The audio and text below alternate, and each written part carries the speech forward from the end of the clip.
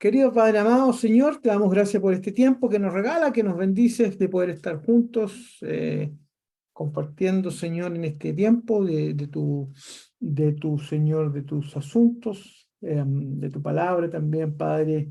Darnos discernimiento, abrir nuestra mente, nuestro corazón para este ciclo de exposiciones, de conversaciones, Padre, sobre temas que le interesan a todo el mundo, en especial muchas veces nos interesan a nosotros los cristianos. Ayúdanos a abordarlo de la misma manera, a ser objetivos, a mirarlo al sedazo y a la luz de tu palabra y de tu corazón, Padre amado. Bendiga a los hermanos que están presentes, a los que puedan venir, a los que no también, Señor. En el nombre de Cristo Jesús oramos. Amén. Ok, hermanos, entonces vamos a dar inicio a este ciclo, ¿no es cierto?, de exposiciones sobre algunos temas importantes de ética, de bioética, que vamos a ir mirando. La primera exposición, ¿no? Le pusimos como título que dice La Biblia sobre el aborto. Esta primera exposición va a tener una introducción. Obviamente no podemos llegar a abordar el aborto así nomás, sino tener un contexto y una exposición, antecedentes, ¿no es cierto?, y argumentos para aquello. Lo que yo le decía adelante, que vamos a tener la exposición y luego un tiempo de preguntas y respuestas. El contenido de esta sesión en particular va a tener, está ahí, la ven, que es una pequeña introducción, que es la bioética, ¿no es cierto?, qué es qué es lo que es la bioética cristiana, ¿no es cierto?, ámbitos de la bioética, el aborto en Chile, ¿ok? El aborto en Chile, vamos a mirar algunas cosas interesantes sobre eso, fechas, causales, antecedentes estadísticos, brevemente, objeción de conciencia. Luego vamos a ir siguiendo mirando el contenido, entonces vamos a definir términos y establecer fundamentos, ¿no? ¿Qué es el aborto? ¿Qué es tener condición de persona? ¿Qué significa ser persona? ¿O cuándo somos personas? Entonces vamos a mirar ahí la perspectiva de los defensores de la postura pro aborto y la perspectiva cristiana de tener una condición humana, ¿no? Y bueno, y habla la Biblia sobre el aborto, la última pregunta que nos vamos a hacer. Esta lección acerca del aborto, hoy día tomé la decisión de hacerla en 2 sesiones, porque si no, no podríamos estar mucho tiempo sobre el aborto nomás.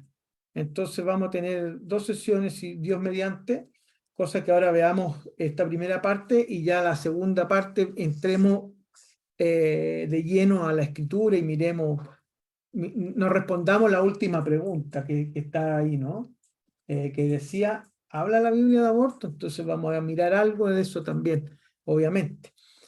Así que lo primero que vamos a hacer ahora, para entrar en perspectiva y para abrir nuestra mente, es que pensemos o leamos Mateo 15, del 13 al 16. Se los leo yo. Dice, ustedes son la sal de la tierra, pero si la sal se vuelve insípida, ¿cómo recobrará su sabor?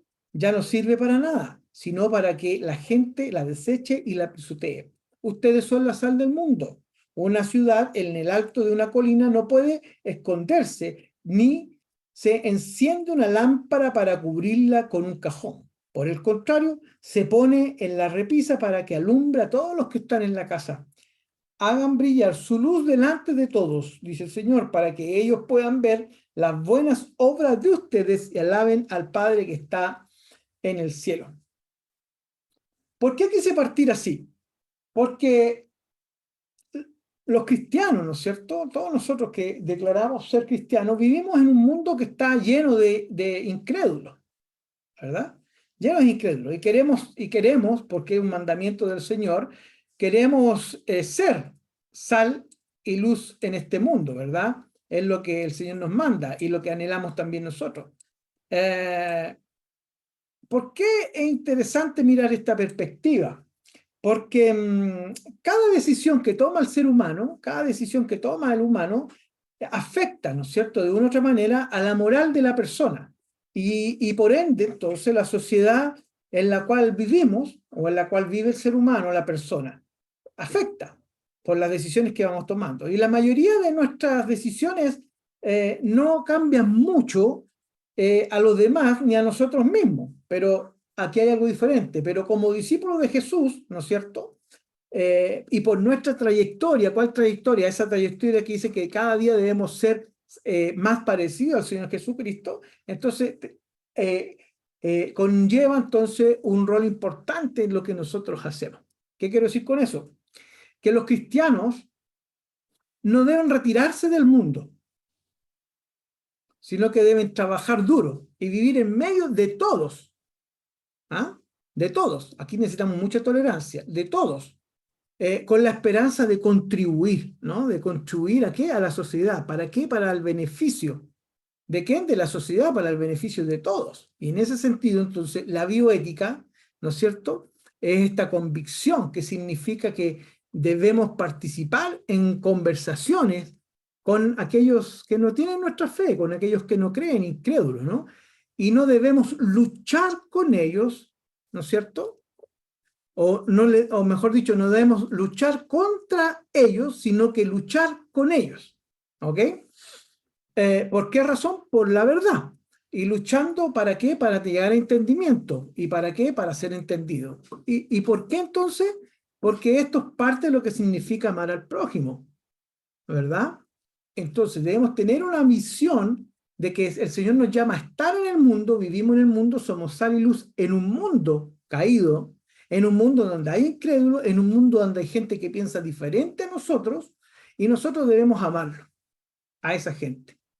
En el contexto que estamos de la bioética, ¿no es cierto? Y de la ética en general, entonces nosotros debemos tener esa visión. No hay un enemigo al frente, ¿ok?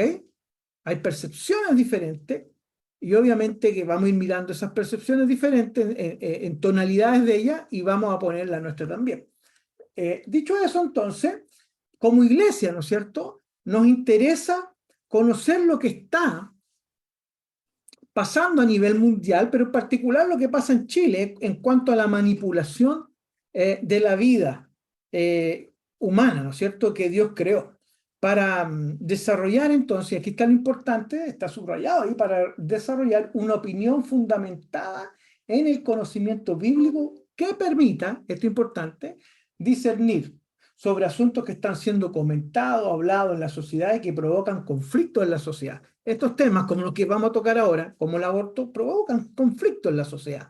Entonces, lo que queremos es que nosotros, a través del entendimiento, del conocimiento, a través de la palabra de Dios y del conocimiento de las circunstancias, ¿no es cierto?, históricas, sociológicas, éticas, bioéticas, etcétera, ¿no es cierto?, este acúmulo de cosas, tengamos o fundamentemos nuestro conocimiento bíblico, lo alimentemos para poder tener un discernimiento, para poder ser aporte, ¿verdad? Para argumentar, para aportar con conocimiento sobre la causa.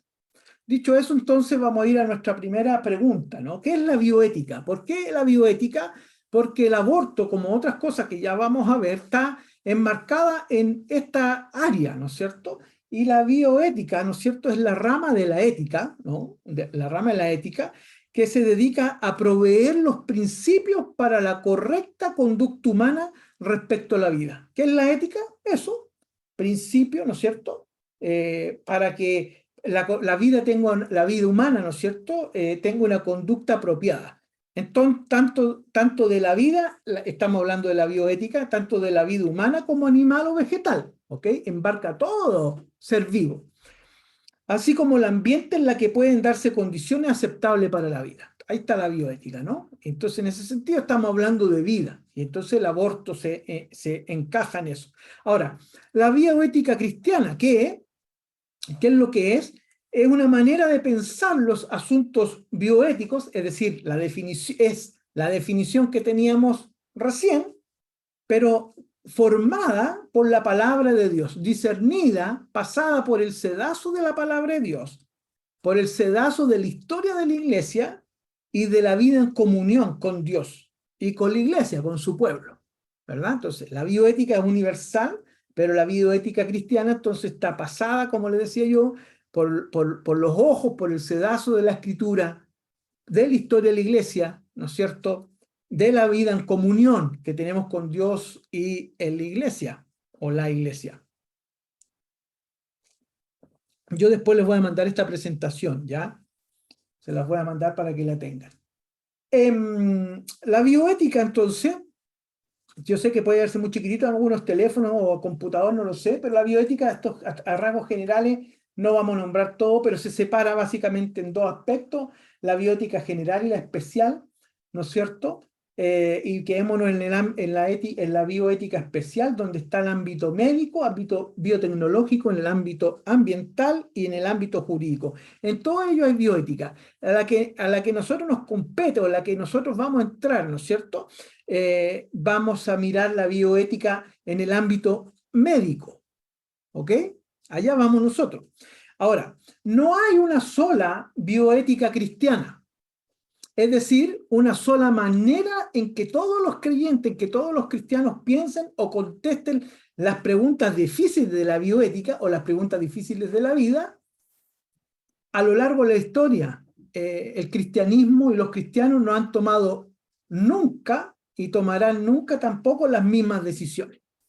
Es decir, que vamos a encontrarnos creyentes y cristianos que ante ciertas preguntas esenciales de la vida van a tener respuestas diferentes, y eso es así y es normal. Ha pasado durante la historia, pasa hoy día y seguirá pasando. No ha habido un consenso o no ha habido una respuesta igual a las preguntas difíciles.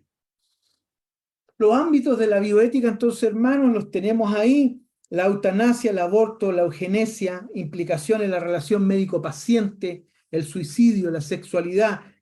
Hagan un paréntesis, la sexualidad, entonces ahí podemos hablar sobre la homosexualidad, transfusión de sangre, drogas, VIH-Sida. Algunos temas que toca la bioética, que también la bioética cristiana la aborda, tiene una mirada sobre ello, ¿no es cierto? Y dijimos que estábamos en el ámbito médico.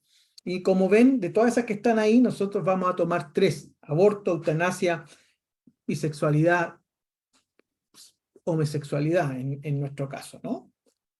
Dicho eso, hermano, hermanas, como fundamento para entender en dónde nos vamos a mover, porque es interesante saber que estos temas relevantes, importantes, nosotros los vamos a ir a pasar por el sedazo de la escritura, pero no es solo escritura, ¿ah? En la Biblia no hay ninguna parte, la Biblia, que diga la palabra aborto. Entonces, en la teología o en la ciencia bíblica o en los pensadores, por así decirlo, obviamente que hay temas que son puestos por la sociedad en donde el cristianismo o la palabra de Dios o los que decimos ser cristianos tienen algo que decir, pero lo que tenemos que decir lo decimos desde nuestras convicciones y desde nuestra fe. Entonces ahí abordamos ciertos temas. Es interesante que la bioética fue fundada, por así decirlo, ¿no es cierto?, por un pastor protestante ya hace mucho tiempo atrás, ¿no? La bioética no es lejana, digamos, a la fe, por decirlo de alguna manera. Producto de lo mismo, producto de las circunstancias, básicamente la ciencia, ¿no es cierto? Entonces se hicieron esas preguntas: ¿por qué está sucediendo esto? Entonces vamos a ir ahora a mirar como contexto. Estamos poniendo argumentos, hermano, para recordar, o para los que llegaron después, argumentos y antecedentes sobre el tema que nos vamos a enfocar durante las dos primeras sesiones, y que es el aborto, ¿no es cierto? Entonces hemos dicho dónde está enfocado el aborto y ahora lo vamos a aterrizar y vamos a hablar acerca del aborto, pero no en general, sino que vamos a ir a hablar acerca de lo que nos pasa aquí en nuestro país, del aborto, ¿no es cierto?, en Chile, porque estamos aquí y necesitamos saberlo. El aborto en Chile es interesante, que fue definido, ¿no?, como delito en el Código Penal en 1874, ¿verdad? Sin embargo, en 1931 se establecieron excepciones con fines terapéuticos en el Código Sanitario. O sea, del 31 al 74 todo estaba prohibido, cualquier cosa. Pero en 1931 se establecieron algunas excepciones por las cuales podría llegar a producirse, y básicamente tenían que ver con cosas del riego de la mamá, algunas cosas sanitarias, ¿no es cierto? Pero esa excepción que se estableció en el 31 se mantuvo hasta 1989, cuando en la dictadura militar, ¿no es cierto?, se penalizó nuevamente todo tipo de aborto, ¿verdad? De intervención. Se le puso finalización a lo voluntario que podía tener el aborto. Leyendo, y si uno conversa con alguien que es pro aborto, podría decir que en el gobierno militar retrocedimos, ¿verdad? Porque se había dado un espacio y el gobierno militar retrocedió. Piensa en 1874, o mejor dicho, 1931, ya Chile tenía ley de aborto con algunas causales. Entonces no hay nada nuevo el tema en Chile. Y en el gobierno militar, ¿no es cierto? En el gobierno militar nuevamente volvimos a lo que decía el Código Penal de 1874. Entonces, para un libre pensador, retrocedimos, obviamente, en la ley, ¿verdad? Así lo pensaría. Pero esa excepción se mantuvo desde 1989 en Chile, ¿verdad? Con el gobierno militar. Y se mantuvo hasta, vamos a mirar ahí algunas cosas, hasta, ¿no es cierto? Ahí está, el aborto existía desde el 31 para fines terapéuticos. Este fue anulado en las postrimerías de la dictadura cívico-militar. Y el 23 de septiembre, fecha clave, del 2017, se publica la ley 21.030, que regula la despenalización de la interrupción voluntaria del embarazo en 3 causales.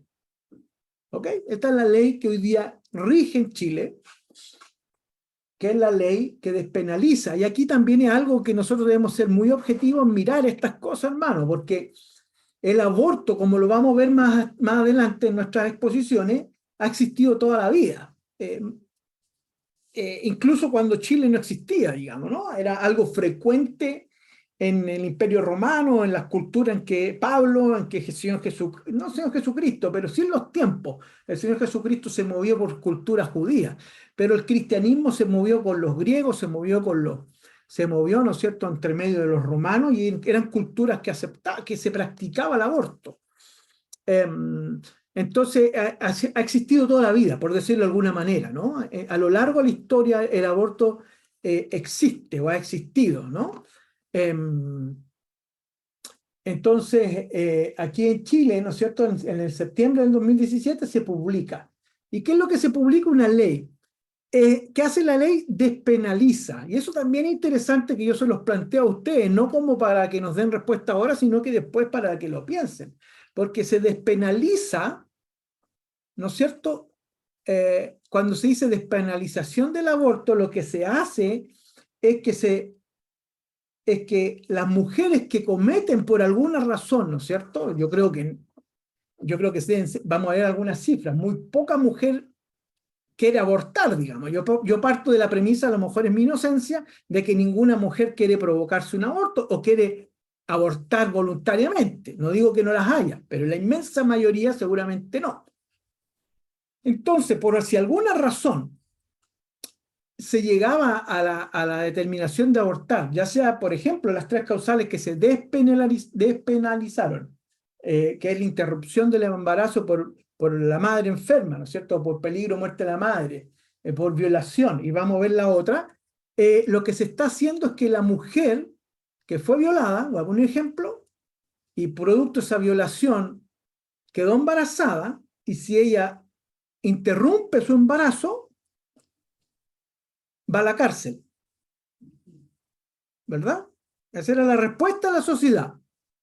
Mi hija, tu hija, ustedes mismas, cualquiera de nosotros, un conocido que ha sido violado, pensemos libremente, todavía no estamos pensando como cristianos, ha sido violado, ¿no es cierto? Toma la decisión de no querer tener ese hijo, ya se practica un aborto ilegal hasta el 2017, en el sentido ilegal que tenía que ir a una clínica ilegal con todo lo que ello significaba, y si la pillaban se iba preso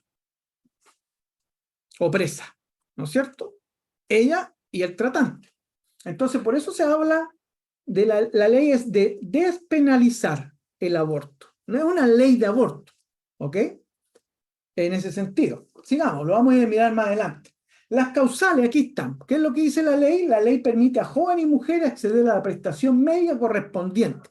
Esto, miremoslo desde un punto de vista sanitario. Yo les dije al principio que debemos tratar de comprender, entender, más allá de que yo no estoy de acuerdo con el aborto, pero debemos comprender y entender la situación sanitaria, porque aquí hay una cuestión sanitaria.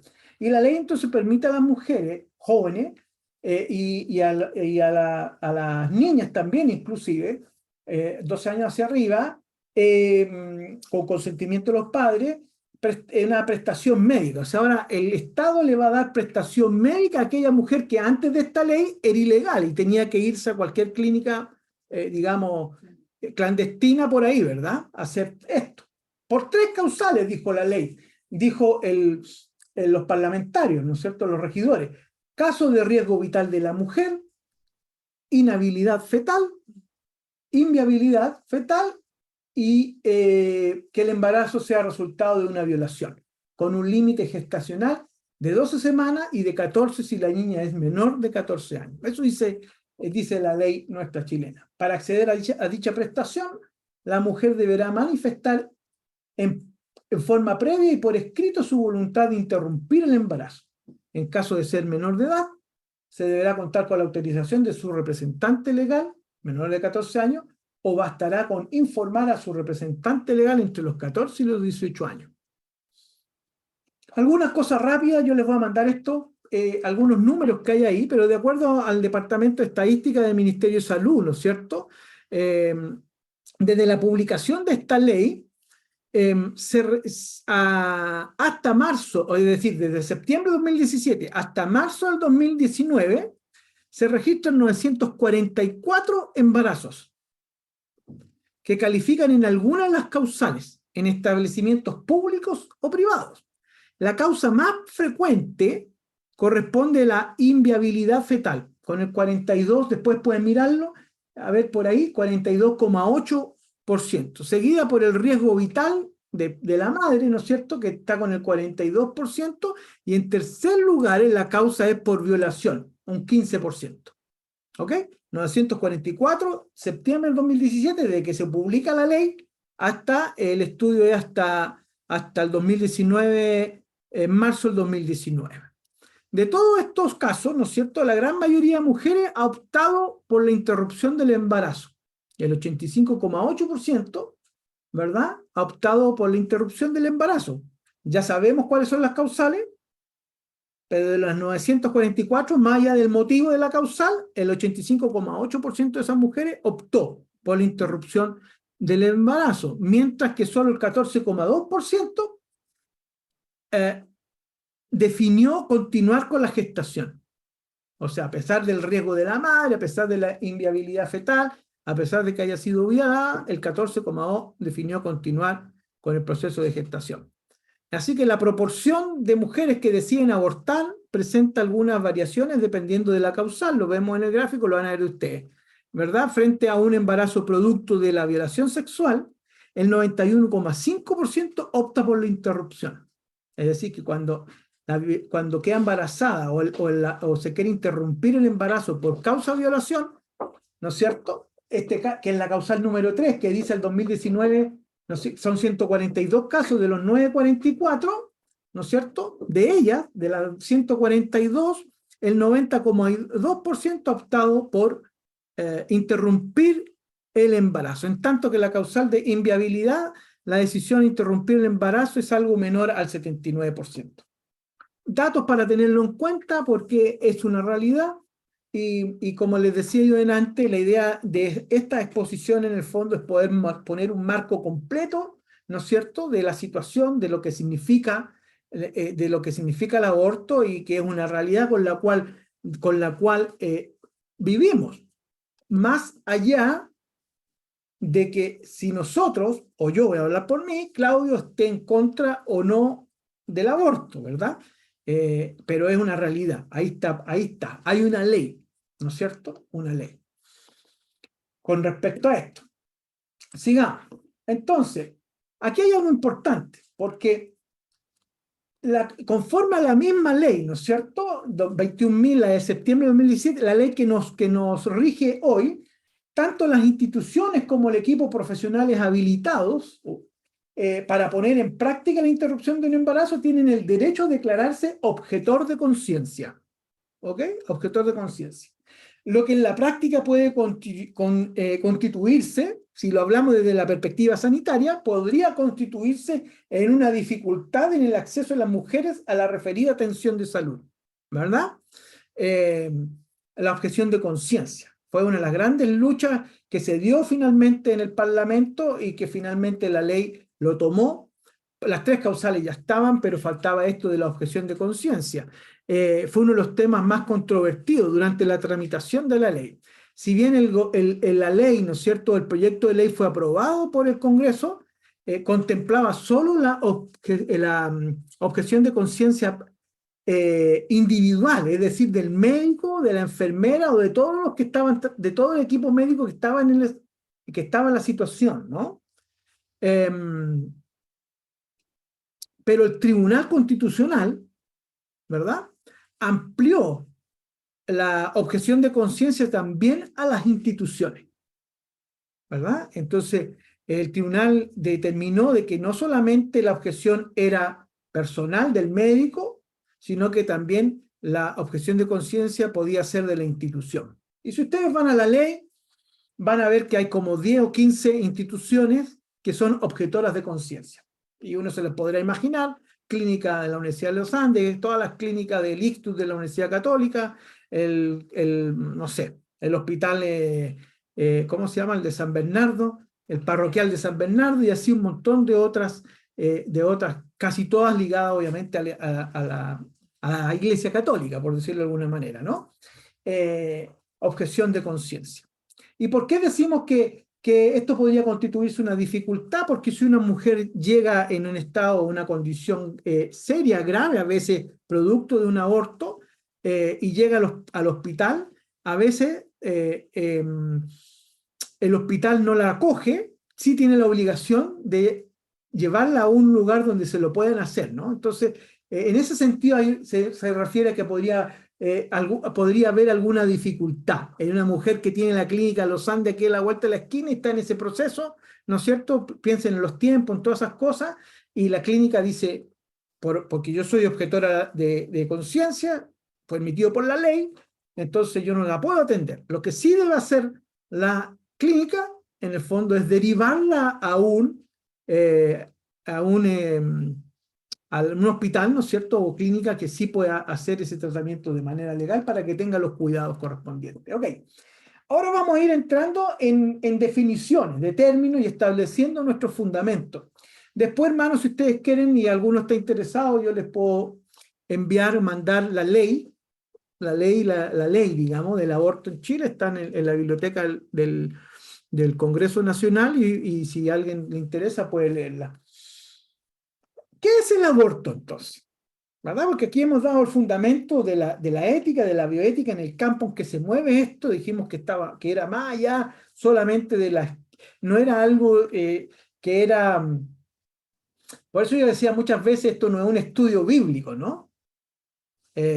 A pesar de que vamos a ir a ver la escritura para responder preguntas, pero el aborto, como otros temas que vamos a ir mirando, no es un estudio bíblico, sino que vamos a ir a mirar desde nuestras convicciones de fe, ¿no es cierto?, por el sedazo en la escritura, qué es lo que como cristianos Dios nos enseña que debemos mirar ciertas cosas que han pasado siempre en las sociedades, como la chilena, ¿no?, o como la sociedad moderna. ¿Qué es el aborto? El aborto, hermano, según la OMS, la Organización Mundial de la Salud, dice que define aborto como la interrupción de un embarazo tras la implantación del huevo fecundado en el endometrio, antes de que el feto haya alcanzado viabilidad, es decir, antes de que sea capaz de sobrevivir y mantener una vida extrauterina independiente. Esta interrupción puede ser espontánea o provocada. Esa es la definición de aborto según el organismo, ¿no es cierto?, que mandata esto, que es la Organización Mundial de la Salud. Teniendo ese concepto, entonces ahora vamos a hacernos la pregunta, ¿no es cierto?, la siguiente pregunta, hermanos, que tiene que ver, ¿qué es tener condición de persona? Entonces aquí es donde existen los grandes debates en la sociedad. Han existido siempre, en Chile en los últimos años, pero en sociedades más avanzadas, ¿no es cierto?, como Estados Unidos u otras, ¿no es cierto?, en Europa, pero básicamente donde se han hecho grandes luchas con el aborto fue también en los Estados Unidos. Hace poco, ¿no es cierto?, también hubo ahí algo que hizo la Corte Suprema, etcétera. Pero la pregunta es, ¿qué es tener condición humana? O sea, la pregunta es, ¿cuándo se es persona? ¿Verdad? Y depende de esa definición, de esa concepción, de esa mirada, entonces luego podemos seguir caminando en el tema, ¿no? Y hay diferentes perspectivas, y una de las perspectivas es la de los defensores de la postura del pro-aborto. Yo aquí quise ser bien resumido, tomé la más general, pero hay hartas perspectivas de gente pro-aborto que tiene diferentes definición de lo que es una persona. Pero nosotros no vamos a entrar ahí, ¿ok? Yo voy a poner como la más genérica nomás. Pero sepan ustedes que hay varias. Tú puedes estar con una persona que es pro aborto y te dice, mira, un ser humano es esto. O una persona, no un ser humano. Una persona es esto. Puedo estar con otro pro aborto y te dice, mira, una persona es esto. Y otro te va a decir, una persona es esto. Y todos tienen diferentes cosmovisiones y diferentes definiciones de lo que es o no es una persona. ¿Cuándo eso que está ahí, el embrión, es persona? Hay diferentes miradas, pero en general dicen esto, los pro aborto, cuando existe esa condición de persona, estos afirman que escuchemos bien, que ser biológicamente humano es algo distinto a ser una persona. Pongan atención. Ser biológicamente humano es distinto a ser una persona. En otras palabras, están diciendo que el simple hecho de estar vivo en un sentido biológico no es suficiente para tener un fundamento moral que justifique la protección legal. ¿Verdad? Es decir, esa cosa que es biológicamente humana es eso, biológicamente humana, pero no es persona. ¿Verdad? Según este punto de vista, el fundamento moral, o sea, tener condición de persona, es una característica o una distinción que surge o se adquiere en algún momento después de la concepción, y no lo tienen definido cuándo. En algún momento después de la concepción, estos proabortos dicen que ser biológicamente humano pasa a ser persona. ¿Ok? Esa es la mirada en términos muy generales. Si a alguien le interesa más el tema, me puede solicitar y yo le puedo mandar más información o más antecedentes. Dicho eso, entonces, ¿qué es tener condición humana? O condición, perdón, de persona. Y la otra, entonces, es la perspectiva cristiana de tener condición humana. Entonces, vemos la condición de aquellos de pro-aborto, lo acabamos de leer, entonces ahora la perspectiva cristiana de tener condición humana. Y aquí se nos abre un abanico de muchas preguntas difíciles, pero que a la luz de la escritura tienen respuesta, a los ojos de nuestras convicciones o de mis convicciones. Preguntas como, ¿cómo deberían pensar los cristianos sobre qué es ser persona y lo que significa ser un humano? ¿Qué aporta la cosmovisión bíblica a esta conversación? ¿Y cómo se enlaza con la base moral del aborto? Fíjate la última pregunta interesante, porque nosotros como cristianos tenemos una cosmovisión, ¿verdad? Nosotros miramos el mundo desde nuestra fe, pero el mundo, por eso yo les mostraba antes Mateo 5, ¿no es cierto? Ustedes son sal y luz en el mundo. Entonces nosotros dentro de ese mundo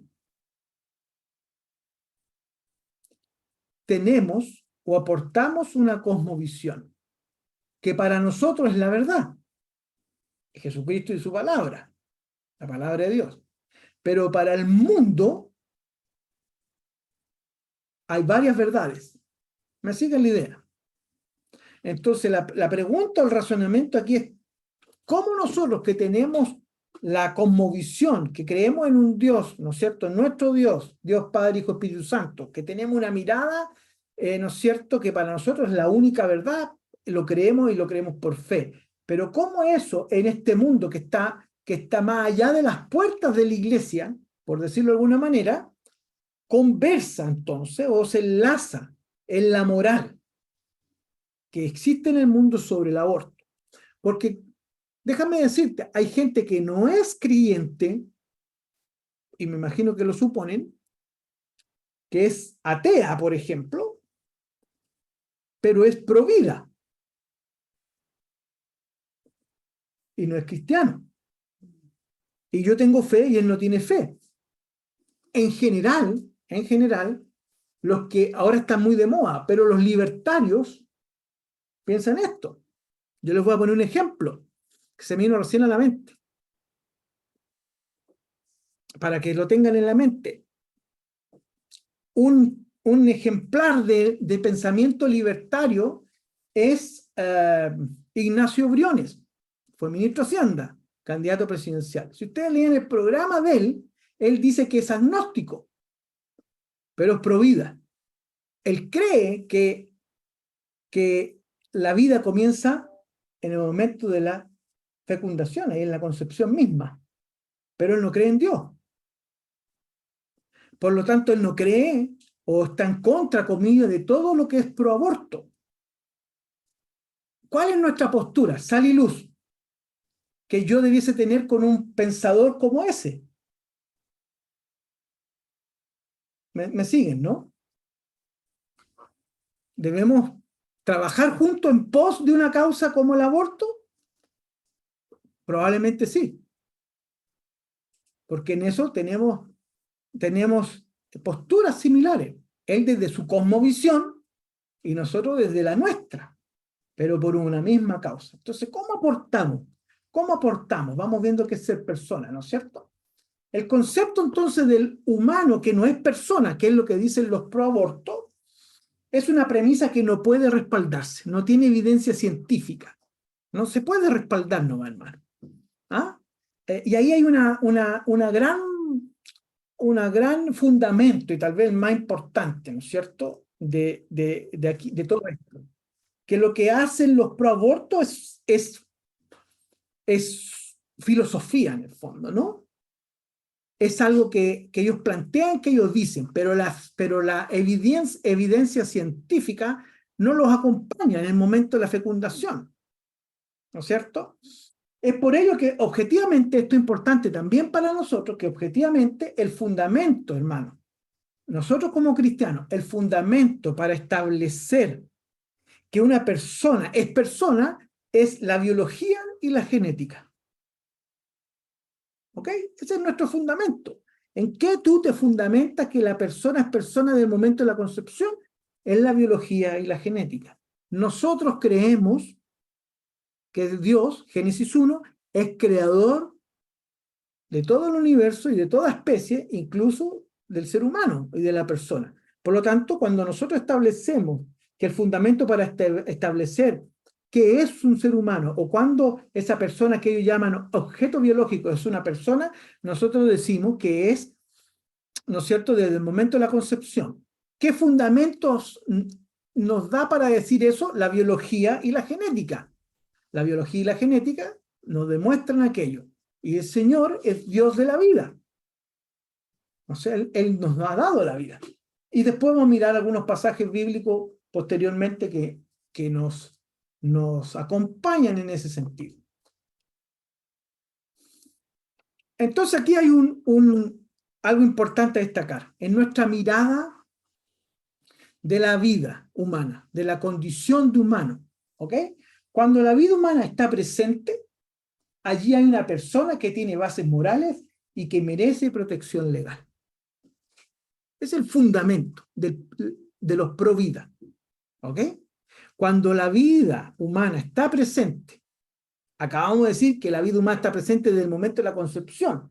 La biología y la genética nos avalan eso. Entonces, desde cuando la vida humana está presente, allí hay una persona, no un ser biológico. Ahí hay una persona que tiene bases morales y que merece protección legal. Los pro-aborto obviamente no están de acuerdo con esta tesis, porque dicen que ahí no hay una persona en el momento de la concepción, sino que en algún momento más adelante de la concepción puede ser, y eso va a depender de cada país, en el caso de nosotros, a las 12 o 14 semanas. Antes puede ser interrumpido, después no, porque bajo la lógica del pro-aborto, después de las 14 semanas, no es un ser biológico, sino que es persona. ¿Verdad? Entonces, bajo esta lógica, en el momento de la concepción que nosotros estimamos que existe la vida humana, entonces esa vida humana que ya tiene bases morales, eso es interesante, moral, de la moral, por lo tanto merece ser protegida legalmente. ¿Ok? Sigamos, vamos avanzando. Entonces aquí hay una premisa. Como cristianos, tenemos recursos adicionales que dan a conocer la forma en la que comprendemos que es una persona humana. Tenemos recursos adicionales, porque hasta aquí la ciencia, yo le hablaba un ejemplo de un libertario, ¿no es cierto? La ciencia, otras gentes también son pro vida. Los pro vida no solamente son cristianos, hay otros, ¿no? Mira, podemos hacerla incluso más cerca. Los judíos son pro vida, los musulmanes son pro vida.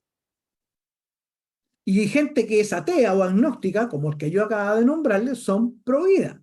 Pero adicional a eso, ¿no es cierto?, que nos unen varios conceptos y pensamientos, ¿no es cierto? Como cristianos tenemos recursos adicionales que ellos no tienen, que nos dan a conocer en lo que comprendemos que es una persona humana. Y hablamos entonces aquí específicamente de ¿qué? De la Biblia, de la palabra de Dios, que contiene la autoridad de Dios. Entonces, a todo este aporte, hablábamos de la pregunta en antes, ¿cómo aportamos? ¿Cómo nos mezclamos? ¿Cómo colaboramos? ¿No es cierto? Bueno, colaboramos en el mismo pensamiento con muchos de ellos, pero adicional nosotros tenemos la palabra de Dios, ¿verdad? Entonces, aquí les voy a dar un par de citas. Este es de un teólogo, pastor, ¿no es cierto?, que estudió en el seminario teológico Grace, americano, que se llama John Davis, ¿ok? Y dice, quizás la interrogante más elemental para un cristiano con respecto al aborto es si Dios considera que un niño no nacido es una persona. ¿Se dan cuenta de la reflexión? Lo más elemental para nosotros, él dice, para un cristiano, con respecto al aborto, es, ¿Dios considera que un niño no nacido es persona? Si las escrituras, dice él, claramente dan a entender que el no nacido es una persona, entonces los cristianos tienen la obligación de buscar la protección de los no nacidos a través de acciones educativas, religiosas y legislativas. ¿Puede la Biblia entonces comprobar que el no nacido es una persona? Es la gran pregunta. ¿Puede la Biblia comprobar que el no nacido es una persona? Y vamos a llevarnos, ¿cierto? Esto nos lleva a esta pregunta inevitable.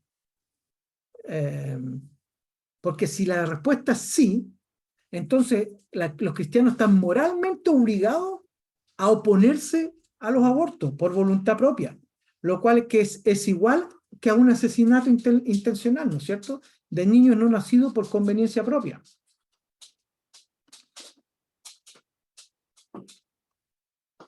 Vamos a ir a otra cita.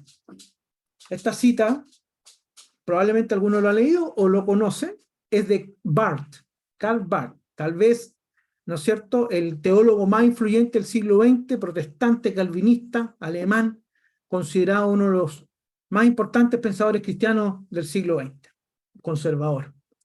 Y él dice, el embrión, mira lo que dice, ¿eh? el embrión tiene su propia autonomía, su propio cerebro, su propio sistema nervioso, su propia circulación sanguínea.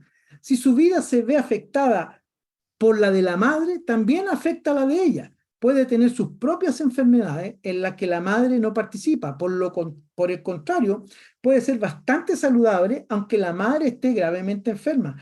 Puede morir mientras la madre siga viviendo. También puede seguir viviendo después de la muerte de su madre y eventualmente salvarse mediante una operación oportuna en su cadáver. En resumen, un ser humano por derecho propio.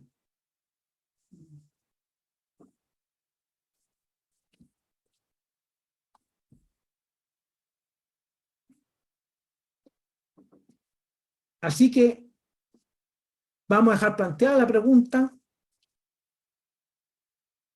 para nuestra próxima.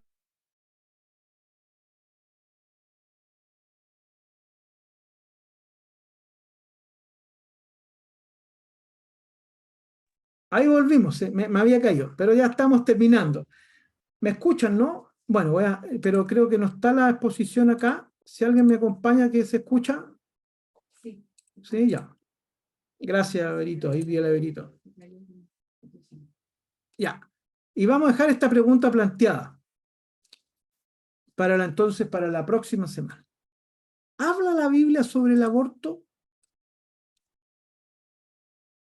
¿Habla la Biblia sobre el aborto?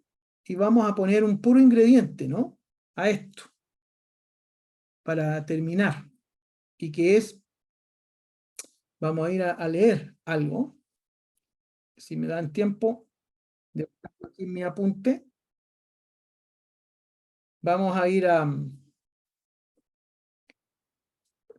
estoy con problema de dificultad del internet, pero vamos a ir a mirar, aquí estamos. Bueno.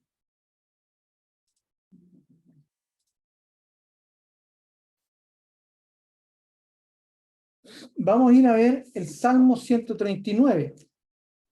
Y ahí vamos a terminar y vamos a darnos un espacio para conversar. Salmo 139, que nos va a dar una pista, ¿no? De la pregunta que nos estamos haciendo. Salmo 139.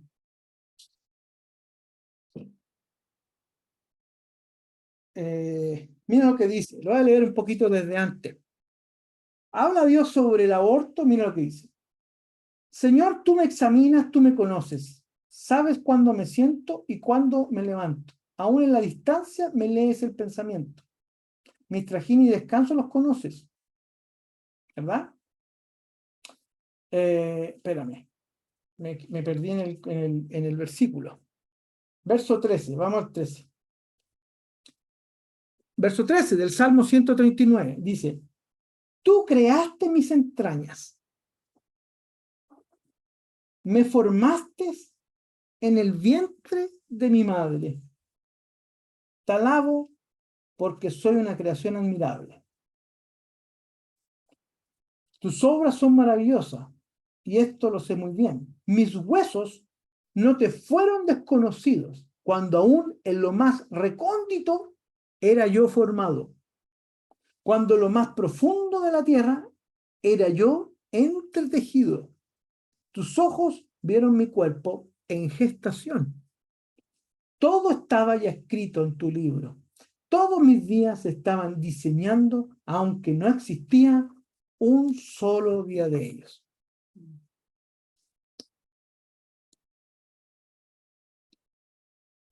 ¿Verdad? Esa es la palabra que dice el Señor.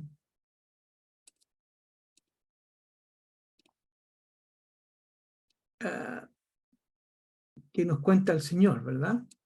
Así que vamos a ir la otra semana, entonces, hermanos, a mirar la evidencia bíblica, a ver qué es lo que nos dice el texto bíblico, ¿verdad? Vamos a ir a mirar también qué es lo que vemos en la historia de la iglesia, en la historia, ¿no es cierto?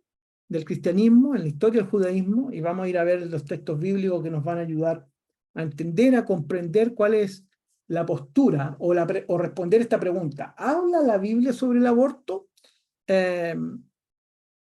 Vamos a ir a mirar eso. Les cedo la palabra, hermanos, si es que quieren preguntar, hacer preguntas sobre aquello. Así que hasta aquí llegamos hoy día y tenemos un tiempo para conversar.